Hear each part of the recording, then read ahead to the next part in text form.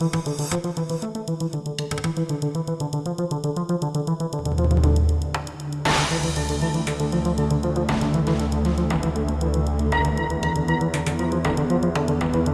Peter Helland with Mario Sims on Citizens for Community Media. And we're going to look at basically this article that was completed by an investigative reporter from the Young Turks, Jonathan Larson, and then other news agencies picked it up, and I've been seeing it on the news. The last one was September 19th, I think. This came out September 16th.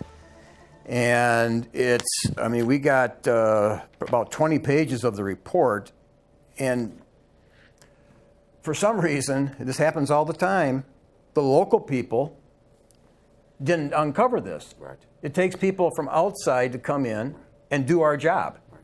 I mean, this should have been uncovered by local people. Sure. But anyway, he did some investigative reporting. He's with the Young Turks.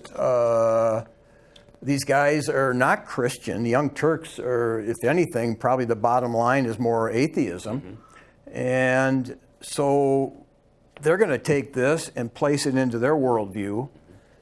But we take it and place it into our worldview. And you were talking about your sermon notes was on Amos 7, talking about the plumb line. That's correct. Can you describe the plumb line and how that helps us even look at the situation here in South Bend with the police and Mayor Pete Buttigieg and that? I think it's important for anyone that's watching this, because we understand that not everybody's going to watch this is going to be a Christian. Sometimes people will look at a program and they'll think that there's a bias for example, they'll see me and see, he's a black guy, the mayor's white, he doesn't like the mayor, or, that type of thing. Yeah. So what's important for me is for people to understand what is the criteria for my judgments. Okay, now, so I am a Christian. I'm a Christian pastor. So the criteria, my measuring line, if you will, for my standards would be found in Amos 7, which is a plumb line. And I'm not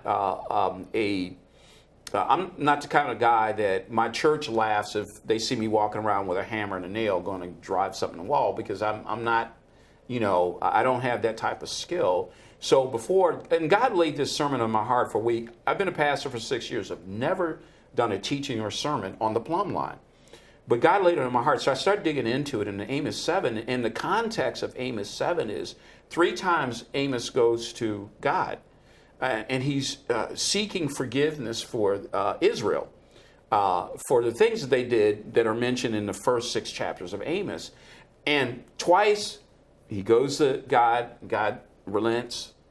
But the 3rd time he comes, instead of relenting, God does something very unique. He tells him, look, I'm going to set a plumb line. And so I was real curious. I had to read a plumb. What is it? Well, you could build a building, and to the eye, the human eye, it looks perfectly straight. But if you put a plumb line on it, it could easily show what the eye doesn't reveal, which is maybe 1 or 2 degrees off. Mm-hmm. So what I like to use is not my life experience as the judge, my ethnicity to judge something. I am not a member of any party. I'm not doing this because I'm a Republican trying to get the mayor, or I'm a Democrat who's disgruntled or whatever. I'm doing this from the standpoint of God's plumb line. You know what, instead of saying plumb line, sometimes I'll just say, what would your great-grandfather think? Mm-hmm. See, because when you say that, let's say it's on the issue of homosexuality. Right. I say, what would your great-grandfather think? Well, 95% of the people are going to go, oh, well, he had a standard that I know condemns everything we're doing. Well, if you couple the plumb line in with 1 John, I think it's 5, beginning at 18 and 19, John says something really interesting in that epistle, that the whole world is under the control of the evil one. Well, what's the world? He's not talking about the physical world. He's talking about the world system, society.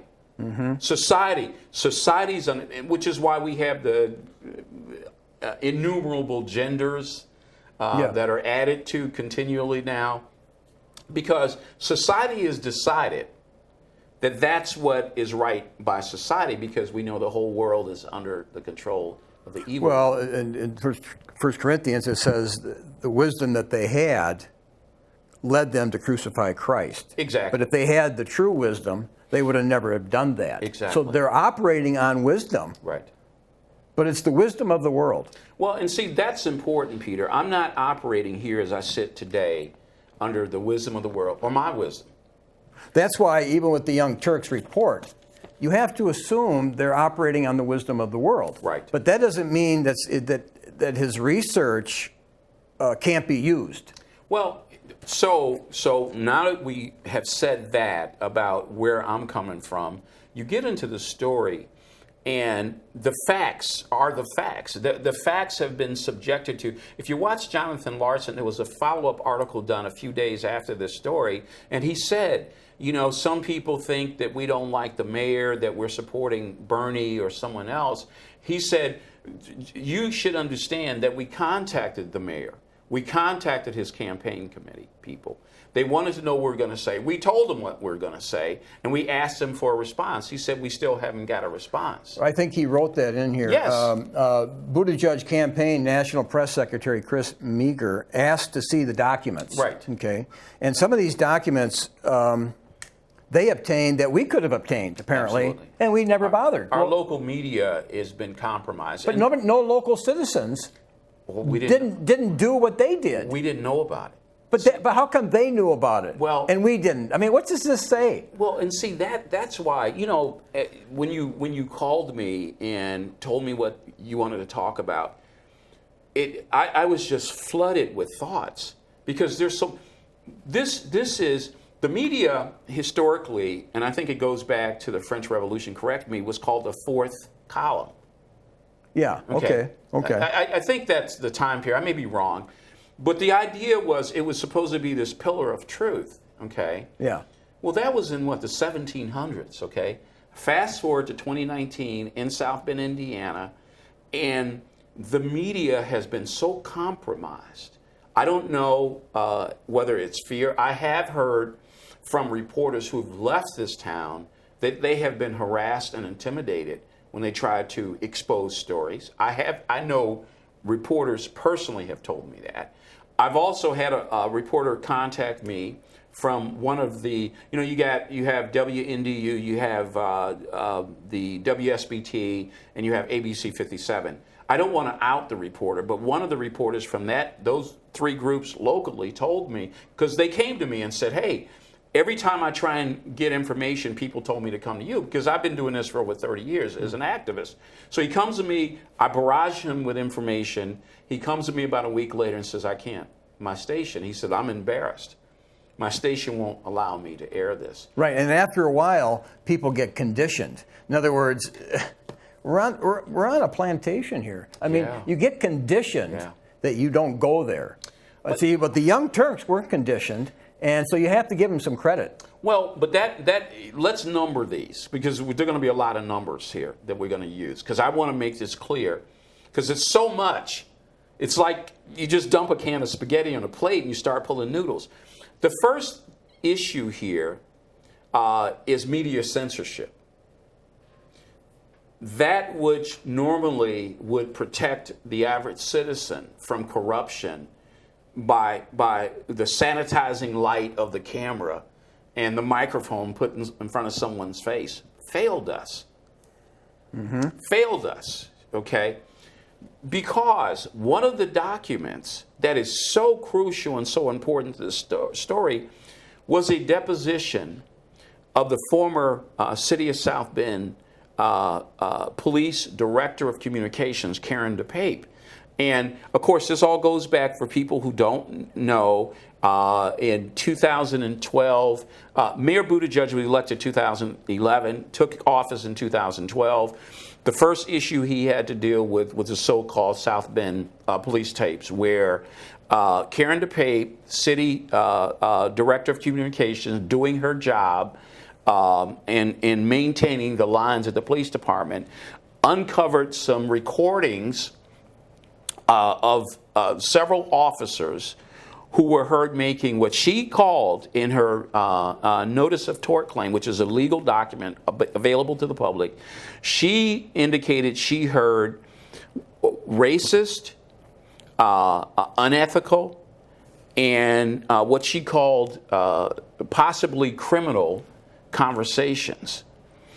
Now, of course, we know what happened. The chief of police, Darrell Boykins, the first black chief of police in South Bend, when he received a few of these tapes, not all, there are a lot of tapes, but he listened to maybe 2 or 3 and he had Mrs. DePape make him copies. He presented them to Mayor Buttigieg. Mayor Buttigieg pressured him to resign. He thought about it, and then he said no. He tried to rescind his decision to resign, and the mayor agreed to demote him. The mayor explained that he took this action because he became aware of a federal investigation, and we have to pause for a minute, became aware of a federal investigation, and he thought that if he demoted Chief Darrell Boykins from chief to captain, that he would shut down. And of course, he also fired Mrs. DePape, who had recorded in the course of her job. He fired her. He called her in and told her she should resign. She refused, and they fired her. Okay, so he claimed that he did this to stave off a federal investigation. The problem with that is in May, I think it was, the U.S. District Attorney for the Northern District of Indiana, Mr. David Capps, sent a letter to Mrs. DePape's lawyer saying that I've reviewed this. I've talked to people experienced in the Department of Justice. We're not going to file any charges. So that was just an outright lie. Well, you mentioned Attorney Tom Dixon. Right. Indicated that there really wasn't any federal. There wasn't a federal investigation. So okay. basically, that's a huge lie then. So there's our plumb line. Okay, we start with the documented lies of a sitting mayor who is the highest executive officer in the city of South Bend, a medium-sized city, over 100,000, began in 2012, okay, and has continued from 2012 into 2019. Ultimately, he said over and over again he'd like to have the tapes played. He doesn't know what's on the tapes. Now, so we've gone from the local media failing to uncover this, now to unethical and possibly criminal behavior of the mayor. Because one of the documents they cite is the deposition. Everyone sued in this case. The 4 officers that were heard in the recordings and one of their wives. So you have those 5. Mrs. DePape sued. Captain Boykins sued. The 4 officers and their wife was paid $500,000. Okay.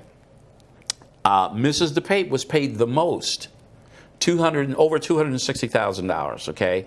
And Chief Boykins was paid $50,000. And a lot of people hang up on the fact that Chief Boykins said that of the 3 tapes he heard, he didn't hear any racist statements. But you have to understand, everyone agrees he didn't hear all the tapes. The only one who heard all of the tapes was Mrs. DePape. Yeah. And she said she heard this racist, criminal, and unethical conduct. Now, let's go back to the deposition. And that's written down, right? Yeah. That's in these documents that the Young Turks found. It's originally in her notice of tort claim. Yes. Okay. Which puts the city on notice that she's filing. It's a procedural document to begin a lawsuit against a government entity in Indiana. So the mayor was aware of that. Now, can you imagine you being a mayor, your legal department gets this notice of tort that your department head has listened to sworn police officers plotting crimes, using racial epithets, and involved in unethical conversations, using taxpayer-paid equipment, doing working hours. I would think that most of the viewers, and myself and you, would say, hey, wait a minute. What's going on here? Well, the 5 officers gets paid. The 5 officers get paid. Mrs. DePape gets paid the most. Keep in mind that, and former Chief Boykins, who is now demoted, okay, gets paid the least $50,000. But in the depositions, which was uncovered, in Mrs. DePape's deposition, which was uncovered by Jonathan Larsen of the Young Turks, which is heavily redacted, you could make out enough to understand that one of the people on the tapes, Tim Corbett, who at that time was a Metro Homicide Commander, okay, a position he was appointed to by the county prosecutor, so-called Minister of Justice, the county prosecutor. Was that Cotter, or who was that? At that time, I think it was Dvorak. Okay. Okay, and it has since been Cotter, who after Dvorak left, continued to maintain Tim Corbett as the Metro Homicide Commander. Fully aware of the notice of tort claim and what is alleged to be on the tapes, right? Continued. So I would think, as the mayor, you get this from your department of your city legal department, from a department head, and you're like, I want to get to the bottom of this. Well, what's interesting, okay, you're considered somebody that's been on top of this more than anybody, okay, and yet Jonathan Larsen found some documents that you didn't know about? Yeah, really, isn't that? I mean, it's like you were on top of this. How did you not go to those documents? And you know what's happening? And you're a paralegal. I mean, you're a. Well, see, what happened is, and this is fascinating that you say. Yes, I was a paralegal up until 2015 when I retired to become a pastor full time. But initially, I would say, how do you have a lawsuit and you pay all these parties and there's no discovery? So the response came back in a real quiet voice. Well, there was some. Huh? Well, there was some discovery. So I'm thinking, okay.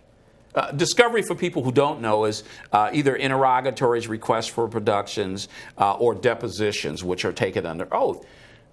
But no one has said their depositions. They would just say, well, they would never correct me. They would just say, they would just say, well, there was some discovery. So they were putting you off, but that didn't. Well, because if they said if there was discovery, then I'm thinking I want to go see it because now it's a public document. But he went to it. Well, the story behind that is and I met with Jonathan Larsen when he came a few months ago. We had a long conversation. I gave him the information that I had gleaned since 2012 about the situation with tapes. Introduced him to some other people who introduced him some other people who are closer to this matter. And when he got into the inner circle, that's when the issue of the depositions. I didn't know about the depositions because I was always told, well, there was some discovery.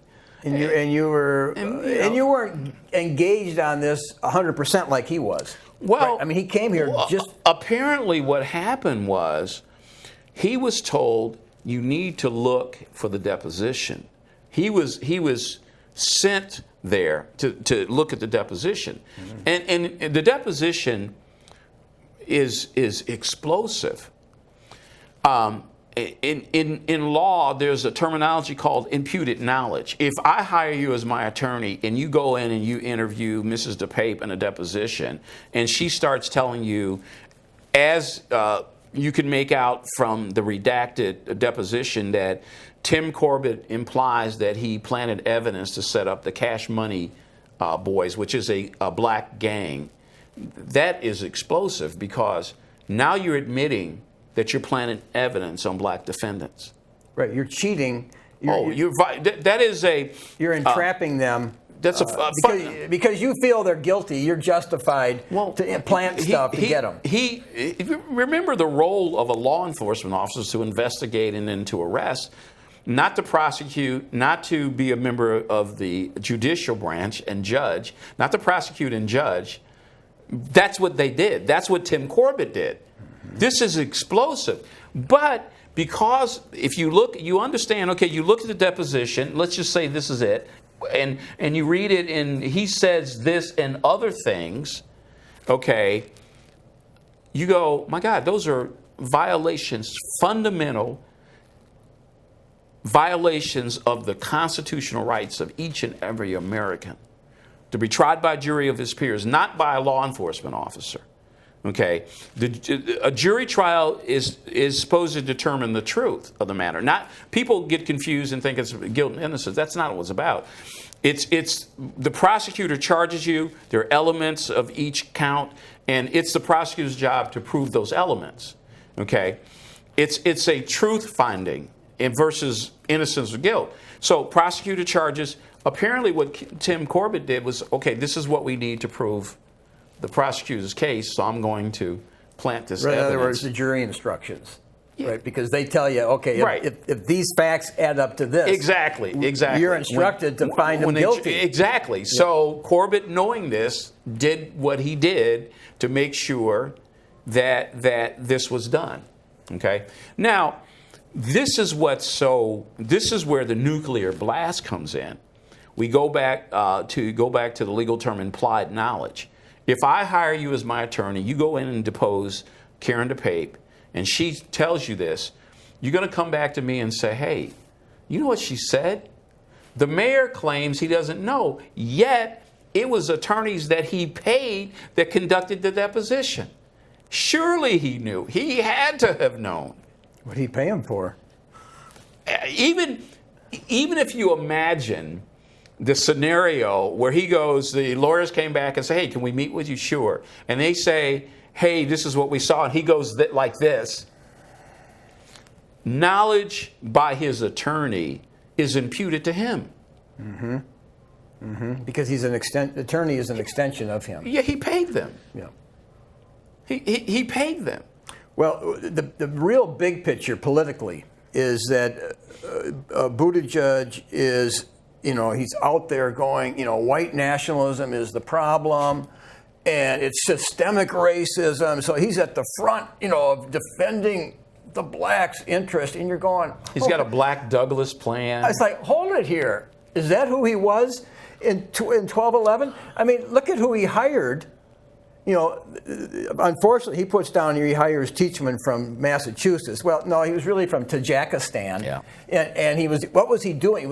He was imposing onto the black community. Yeah. Well, that's the one that visited a black church and held up shackles on a Saturday program. He went to a black church and was showing. But he came to the Martin Luther King Club. I was there. Was that? I was there. Yeah. I'm in the club. So right, he came in with it, and it was just like. It was the shackles, right? He had the shackles. Yeah, I mean, so he brings in, it's just the opposite of everybody know, okay, you're concerned about the black community. Anybody that's in the know, it's, they got a problem. There's not enough fathers in the home. The way to deal with that, let's deal with at the real level, okay? Not to Tajikistan. Well, but even before you got there, I'm glad you said that when you talked about Teachman. Before Teachman, there was an interim chief by the name of Charles Hurley. Hurley, who used to be at Notre Dame. Well, he got fired out of Notre Dame for covering up an investigation. Right, and I'm very close to that because my friend was the captain, and he was falsely accused, and he went to the priest, and the priest defended him. And Hurley was lying like crazy. Now think about this. Let's back up. In 2011, at the same time that Pete Buttigieg is running for office, didn't take office yet, a young 16-year-old black child, sophomore at Penn High School, was found hanging on a utility electric tower.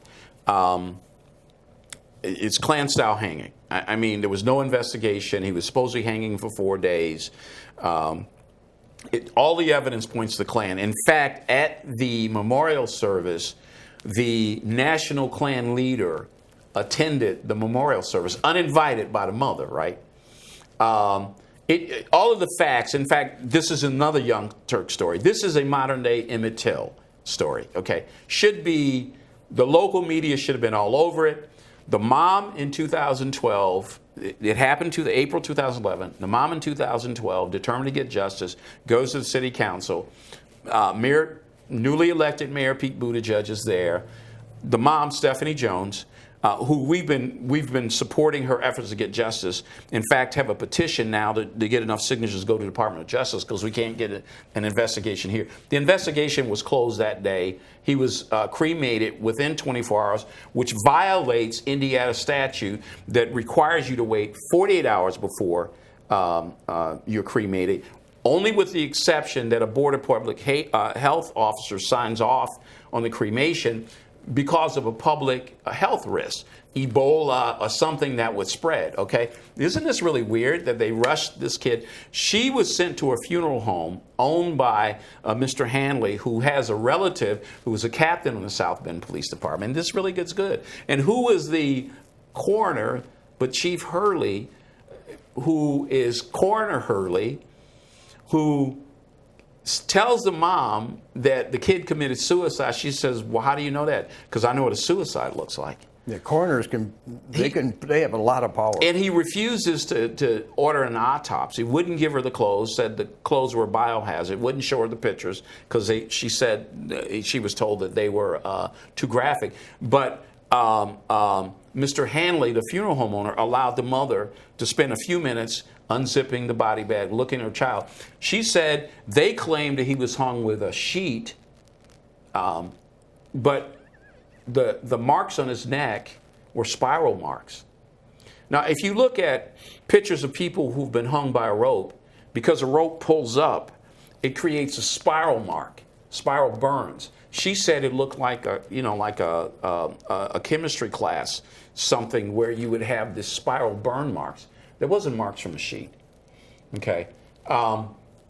We've been told by people who've seen the pictures that when the pictures show his feet or his knees bent and his feet on the ground, and the ground's not disturbed, so a kid hung himself, he's not fighting for air, his just feet are. So it certainly looks like he was hung someplace else and just put there, okay? So, but here's my point. Hurley tells her, I'm not going to do an autopsy just by eyeballing this thing. Okay, it looks like a suicide. But in 2016, a Notre Dame student commits suicide. Notre Dame student commits suicide. Hurley, of course, is still the deputy coroner or the coroner. He goes and he says, well, it's suicide, but I'm going to order an autopsy. Okay? He was appointed in 2012 by Mayor Buttigieg as the interim chief after Buttigieg fired the first black police chief. So it gets worse to the Tajikistan Teachman. I mean, this is it. So what's going on here? Why is he presenting this image that he's just his number one concern is because he can. Huh? Because he can. I mean, we use the plumb line and we go, well, he says that he has a Douglas plan for black people, and we haven't. Someone quoted that we haven't seen him work yet for black. Do you understand that the latest, most recent statistics show that almost half the black people that live in South Bend live in poverty? 40% of the black population is in poverty. There's double-digit black unemployment, that 2/3 of the school children in the South Bend public school system have to eat breakfast, lunch, and dinner. Okay, at school, I went to a volunteer program that now brings in backpacks. They put 6 meals. They freeze them. They take them to schools on Friday to hand out to the kids so they can have meals over the weekend. 6 meals over the weekend. Do you understand that? And Buttigieg didn't talk about this. It didn't seem to even want to know about it, right? I mean, and all of a sudden he's so concerned. Well, okay, there's more. Okay, for the first time in decades, you have less than 10% of the South Bend Police Department that's black. Okay, right. This is the man that says that he's going to, as president, have a Douglas plan and be like change black American. I mean,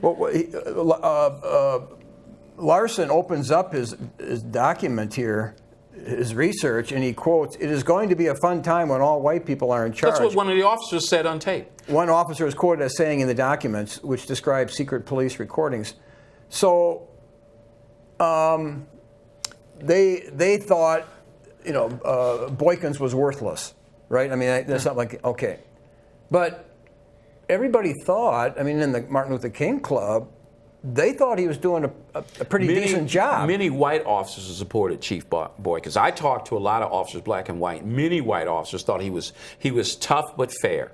That's what you hear about. That's what I was hearing. I didn't, and then they were complaining he was covering for the gangs. Well, there's no direct evidence of that. But there is evidence they planted evidence to get to the gangs. The same guy. But wouldn't that, if you were mayor, this wasn't redacted in the deposition that Karen DePape took, told what she heard. Wouldn't that alone give you pause? He paid the officers that said this $500,000. He knew that they made that statement. So that totally contradicts. Yeah, he fired the chief and the director of communications, demoted Chief Boykin and the director of communications for bringing that to his attention. So he is not, the position he was doing then is just the opposite of the position he's trying to portray now. Well, but how can he get away with that? That's the point of this show. Whether you're a Christian, and I am, and my plumb line is God's word, and I'm sure people who are not Christians watch the show, doesn't this violate ethical standards for a person that's not only the highest executive for the city of South Bend currently, but your president? This should send chills. Where is he really coming from then? Well, he lies. He lies. 2 words. He lies. And he has been caught lying over and over and over again. But he still gets millions of dollars. And I think 8%, if the polls as of last week. I just saw in Iowa the poll is 9%. But he's putting a big effort there. But 0% of the black vote. It's just, I think it's either 1% or 0%. Well, isn't it interesting that the black community kind of figured out what was going on? Here locally? Well, now that brings up another point, and so I did with 2 points, 1 and 2. The third point is, interestingly enough, the word is going out that what he's doing is attempting to buy a image here. So, Mount Carmel Baptist Church, Rico Taylor, there was a picture in the newspaper last week with the mayor and Ricardo Taylor. Over on Haney Street, or where is that? Yeah, the southeast side. Yeah. Okay. We're given $1 million for what he calls a 466 program, which is their plan is to build affordable housing. Okay, which are houses over $100,000, and you've seen that area. It looks like a war-torn area. It's drug infested, and it's a prostitute stroll. So, and they've already built 3 or 4 houses there. Well, who would buy a $100,000 house in that neighborhood? And is a $100,000 house, keep in mind 40% of black people are in poverty, is that an affordable house? It was a payoff. Because one of the congregation members is Karima Fowler, a black female who came out of nowhere, ran for clerk, was financially supported by former Mayor Joe Kernan. Okay. And then after winning the the city clerk's position, was then given a substantial raise, $15,000 to $20,000 raise, and last month was promoted to Chief Financial Officer of the South Bend School Corporation for over a 6-figure salary. Well, she goes to that church. It doesn't end there. after being promoted or given this job, which she's not qualified for, she has no accounting expertise. Did she even go to college? Well, she did. But okay. And I said that on Facebook, and somebody said, well, she took an accounting course. So I went to, there was a like position in Evansville. It was about, similar size school system in population in Evansville. And you saw the qualifications. I mean, a CPA or law degree. Well, she doesn't have that. She has like a BA in something, okay? So this is absurd. It's a payoff.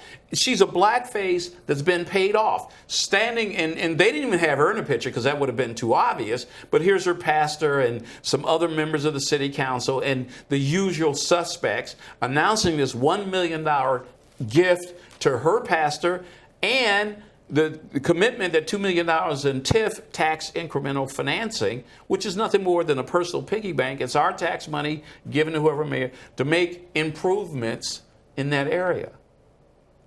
So he buys he essentially, it is a plantation.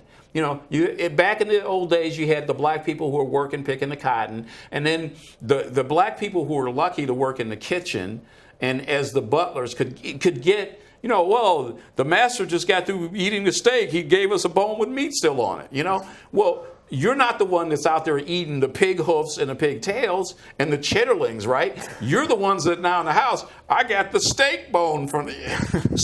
So now you have happy black people. I can say that because I'm black, okay? Happy black people that are smiling, standing next to the mayor. Here's the problem. In addition to the corruption, I'm a Christian. Remember, my plumb line is this is a man who is unrepentant, parading homosexual, who believes in abortion, but wants to have a child with his husband, and he's surrounded by Christians, including a pastor. See, I know Graylin Watson. They had the town hall meeting at Washington High School, and the head of the NAACP wanted him to come and be on the stage there, and Graylin said, no way. Yeah. Because that's compromising my position. Absolutely. I'm not going to give the impression that I approve of the mayor's homosexuality. Or, something like that. And I'm going to just, let me get my sermon notes here because that's important. One of the things that came out that you can relate to in this plumb line is Jesus in the Sermon on the Mount said, for I say to you that unless your righteousness surpasses that of the scribes and Pharisees, you will not enter the kingdom of heaven. The scribes and Pharisees, and that was Matthew 5:20, were religious leaders of the day. They presented themselves to people as being righteous, but he said they were like whitewashed tombs. And in Matthew 23:27 and 28, these were corrupt religious leaders. And they shouldn't be the standard because they were full of hypocrisy. But you have the head of the NAACP is a so-called apostle who is a pastor over a church, and he's one of the mayor's biggest cheerleaders. Mm-hmm. So again, I default to the plumb line, to what Jesus, my Lord and Savior, my King, said a religious leader should look like.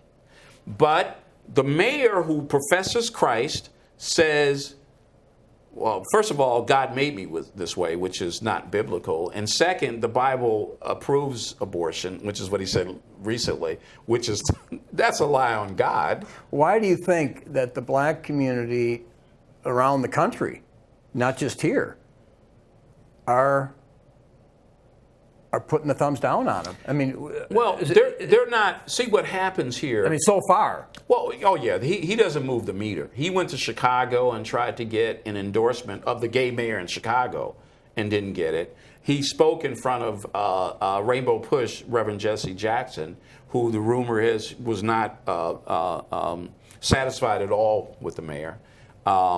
He has gotten no major endorsements from black politicians anywhere outside. Why of is South that, Bend. you think? They know his record here. They know his record here. Yeah, it doesn't take. But see here, the difference is you have pastors standing next to him smiling, as I just mentioned, the one pastor from Mount Carmel who just got paid $1 million. So I'm going to stand there and smile. But if the mayor had in his mind, and I heard, because I know friends that knew him and said he was planning on running for president a long time ago. Mm-hmm. Well, this would have been super important for him to secure. He doesn't care. He does. Mike Jones, Dr. Jones has said that he is like the kid that sat in the kitchen window during summer, quoting Mike, who knew him, who his kids knew him, and Mike knew him, knew his parents. This is so incredible that his strategy is just to lie, because that's what he's been able to do here. He's been able to get away with it here because of the impotence, the censorship of the media, and because he's co-opted black leadership here. The head of the NAACP here locally is a pastor at a church, and he's the greatest cheerleader. And so the NAACP is impotent. It will not address any issues. It only functions to have an annual fundraiser for Hazel B. Hunter Scholarship, which is yet to give a scholarship to anyone. The funds are split between the local office and the national office. But this is how the national NAACP operates. If you remember, the NAACP in California gave an award to one of the owners of a basketball team that was determined to be racist in how he rented out his rental properties. And the NAACP had egg on their face for giving this man an award. It is the plantation, and he has bought off black leadership here. It works well here. But it's not having any domino effect. Because people, they can catch it. And first of all, you have the Young Turks coming into town. You have one of their reporters, and he's able to do this investigation that apparently nobody here was able to do. All he had to do is talk to the right people. But nobody here did it. And so he did it for us. Because there's fear and censorship and compromise. But basically, what he discovered, let's keep going at summarizing what he discovered so people understand. Sure. Oh, and this is, I highly recommend, it's a long article. It is filled, we could be here for 2 hours talking about the content of the article. I suggest that people get the article by Jonathan Larson. It was September 16th. You can go online on the Young Turks, TYT. TYT. Right, and TYT investigates. But it is devastating. It should be the death knell for his campaign. So keep summarizing what it's saying. It's devastating. I mean, first of all, Jonathan held up some pages from the deposition, which are heavily redacted. But the ones that weren't, when it says it's going to be a fun time when all the white people are in charge, one officer is quoted, and this is and quoted. Buttigieg is behind this. Yes, his financial supporters. These officers brag that, oh yeah, the money guys basically, that support us, because one of the officers, essentially, Tim Corbett essentially acted like a personal collection agent, went across state line to Michigan, showed his badge to intimidate a businessman to pay one of the financial people, Bob Urbanski, who was the Urbanski story started with Joe Kernan again. Oh, I know. And who essentially funded Joe Kernan to buy the Silverhawks. And the stadium, which was later sold, would made Joe Kernan wealthy. So the money people during his first campaign were essentially led by Bob Urbanski and some others. So these officers are confident because they are in relationship with the money guy. Well, what I see, the big picture I see, don't forget, Buttigieg, both his parents were professors at Notre Dame. Okay, and Hurley was chief of police at Notre Dame until he got fired for covering up an investigation, accusing a good friend of mine who was captain of going the guy that beat up his wife or something like that. Yeah, it was the former Bear player. He was on the board of trustees. Right. He was on the Notre Dame board of trustees. Dave Duerson. Right. Who later committed suicide, I remember. Yeah, but right. And then he accused. He told my friend to go and arrest him, and then when he arrests him, he blames him for arresting him. You can't. you can't make this stuff up. Yeah. I mean, go ahead. But the big picture that I see is that, okay, so Pete Buttigieg wants to create this better town. Okay, he wants to create a better town. Well, he had 8 years to do it here. Okay, but part of the problem in South Bend, obviously, for attracting people, is the schools aren't so good, and the crime. Okay? Which is increasing. Right. So what's his remedy for the crime? Okay, a lot of it comes from the young black males, the whole, that story. And there's two approaches to the crime in my mind. You can come down heavy-handed, bring in the military police from Tajikistan. We've tried that, get tough on crime in America, and all that is just creating this burdensome correctional system that, in Indiana at one point, the correctional system, we spent more money on corrections than we did in education. But that didn't work. But that's what he was doing. He opened it up to the public, and they had that big town hall meeting at the Kroc Center. I don't know if you were there. Yes. Okay, and that was to determine. It was a town hall discussion. Well, they only ended up discussing one issue. Do you want a police chief from within the city or without? Front page of the South Bend Tribune, unanimous. They all want a police chief from within the city. A couple weeks later, they give us three choices. They're all without the city. And then he hires, they say he's from Massachusetts. No, Teachman was really from Tajikistan. He was working the military police, right. And Buttigieg had been in Afghanistan. Right. Well, and that's a little side note to that. Here's a man that is a reservist, goes on active duty once for a small sliver, long enough to get on his resume. That was such a resume tour. Well, I'm a veteran. It's insulting. I mean, he served for 7 months and comes home, and that's it. Hey. And we don't know what he was doing. Well, there was a patch. Being a veteran, a lot of veterans have access to information. They released a patch showing he was part of this finance effort. He claims to be a driver. He claims that's what he did. He drove his commanding officer around, and he was exposed to combat. I'm not knocking his service. What I'm doing is saying that even his service was staged. Most reservists do more than one tour. You've got reservists because the military manpower is so dire, the situation numbers, that you've got reservists. Guys are doing 3, 4, and 5 tours in Afghanistan and Iraq. This man does one tour and that's it. Right. So it seems it was a resume move. But his position on dealing with the crime, and a lot of it's black crime. Okay, I mean, we're not... Sure, okay. I mean, that's the reality. Yeah, that's the reality. And his solution was, let's bring in a heavy-handed military guy, and basically, let's just declare this, what do they call that, a military zone? Right. Zone of occupation. Yeah. And the crime went up, Peter. But the hard work, which is the only necessary work, right. is let's get the community together and work on this problem. Okay, there's single mother homes. What can we do to strengthen the black home? That's what should have been done, right? He doesn't care. Let me tell you something. My church, we've got a small, poor congregation.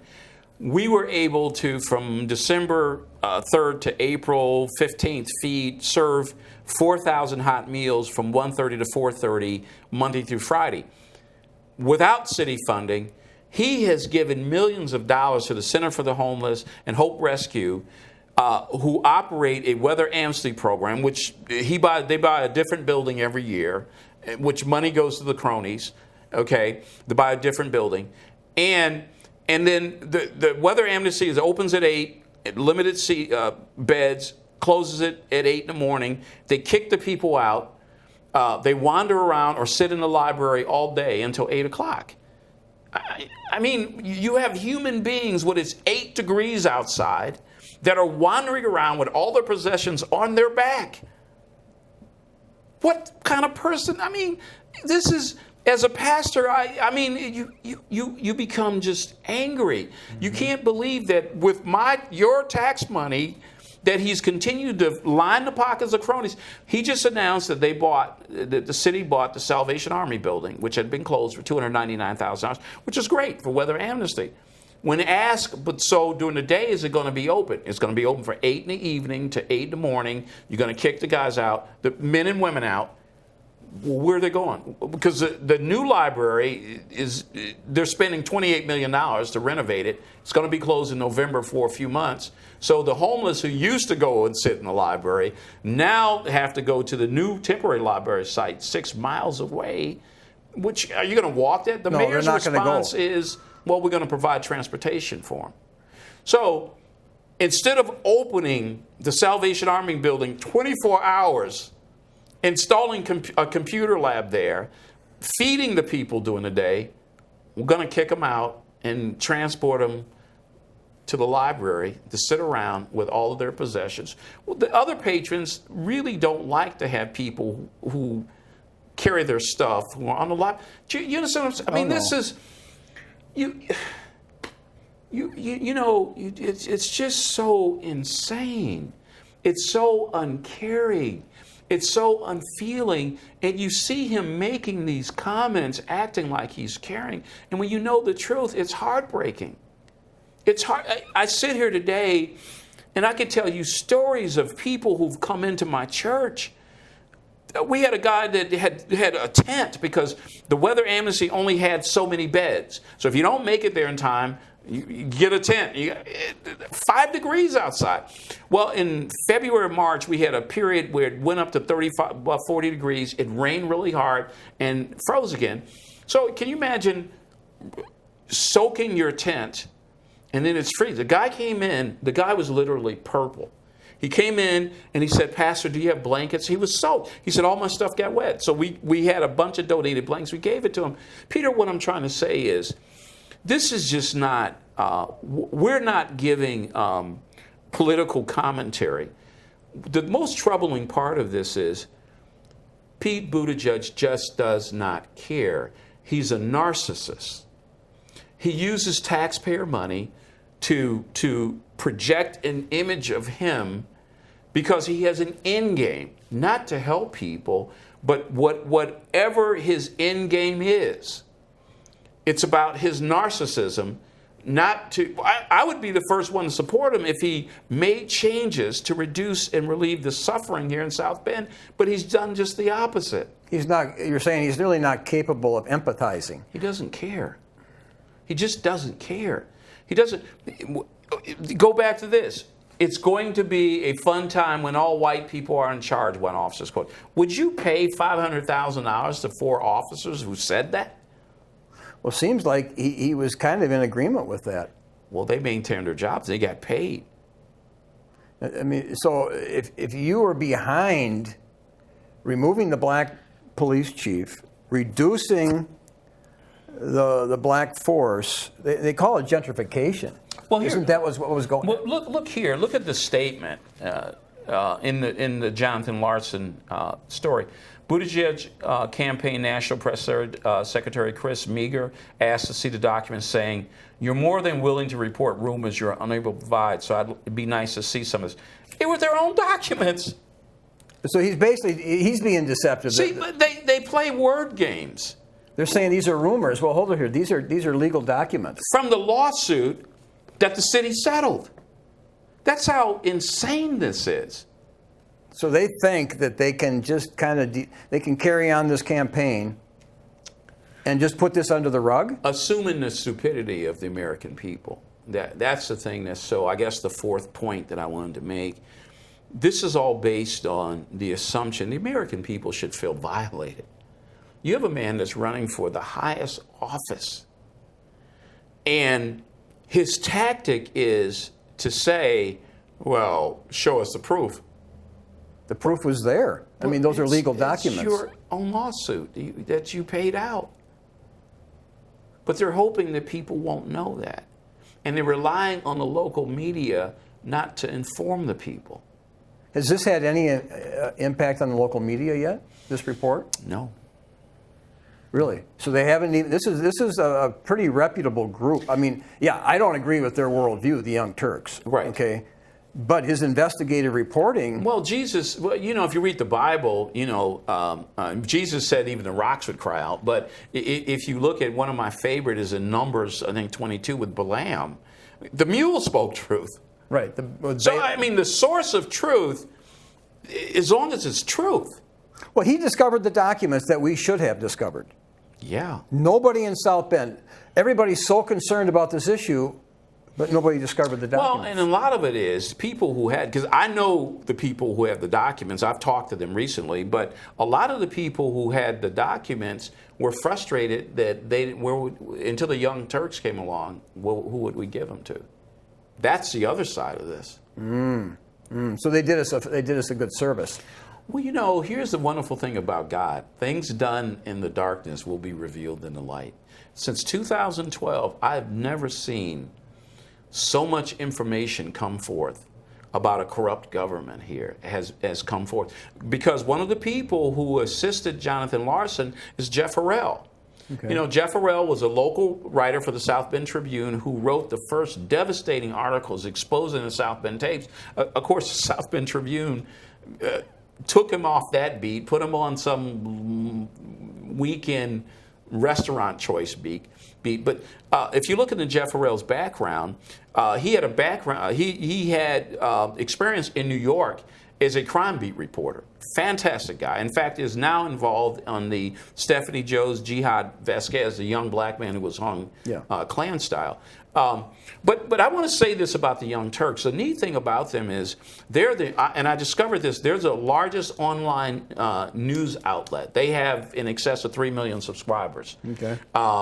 So they are a fantastic outlet, and just like Balaam's mule or Jesus saying the rocks are crying out, I'm not concerned about the source.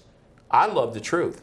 Yeah, because look at ABC, NBC. I mean, they're well, probably 5% of them even go to church, right?